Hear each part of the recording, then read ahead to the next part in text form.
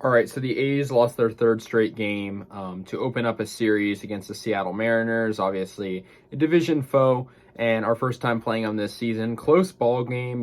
This was a very back and forth game where the A's kind of just fell short in a comeback. The A's, had the opportunity to, kind of get some runs on the board in that sixth inning. They got 3 runs and they needed 4, and they ended up losing by a final score of 7-6. And I hate, it's funny to say it. 6 runs for the A's is a lot. And so I didn't expect them to get this many, but, they're playing the Mariners, a team that's also kind of struggling like us, a team that's not much better than us. The A's actually out-hit them 12-8, but it didn't matter. The A's just, couldn't capitalize. I mean, I got to give them credit for the effort, but yeah, Julio Rodriguez, obviously a young player, so much potential, so much talent, recently called up to the Mariners, got his 4th homer of the season in the bottom of the 3rd inning off Zach Logue, and it was a 3-run homer, making it 3-0 Seattle. The A's did get on the board, though, in the top of the 4th inning with a Chad Pinder solo shot. Good to see the A's get a homer. Obviously, it's sort of a rarity nowadays. And that was off Marco Gonzalez, making it 3-1.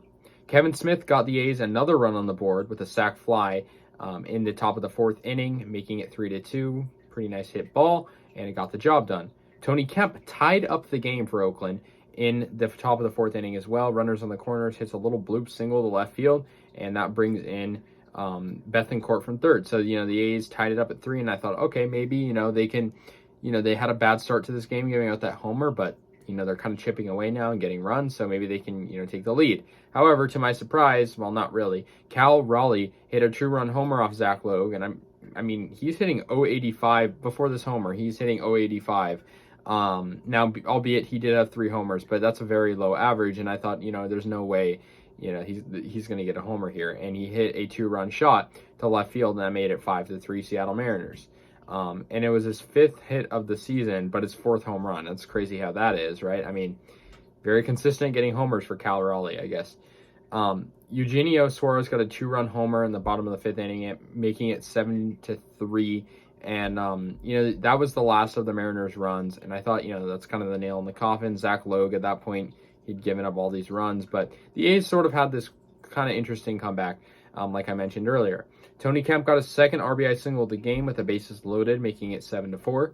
In the 6th inning, Christian Pache finally stepped up again and got an RBI double with the bases loaded, and that made it 7-6 Seattle. So, he delivered there. But the A's obviously couldn't get that 7th run they needed to tie it. And the A's had to face bases loaded with Julio Rodriguez up with 2 outs, and Lou Trevino actually struck out Julio, and so that was good. But the A's defense held up there, but it just wasn't at that point. It wasn't enough. So yeah, Sewald sealed the win with the ground out for Seattle, and they won 7-6. I mean, pretty good game entertainment wise, but the A's just didn't play that good.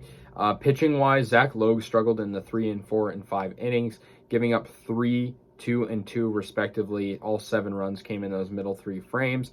And Zach Logue, not a good game for him. He did strike out 6, but he had 7 earned runs, 6 hits allowed, 4 walks. The A's bullpen actually was good. I got to give him credit. I think if they took out Logue earlier, maybe we could have won it. I don't know. Maybe we would have tied it up. But I for the A's, just it's unfortunate that they couldn't have capitalized there when they needed to. And I respect the comeback effort, but it just wasn't enough. So they lose 7-6 to Seattle. They're going to play them, obviously, a couple more times. They moved to 17-27, the A's do. Mariners moved to 18-25. These are the 2 teams towards the bottom of the AL West. So let me know your guys' thoughts. I'll see you guys later. And yeah, go A's.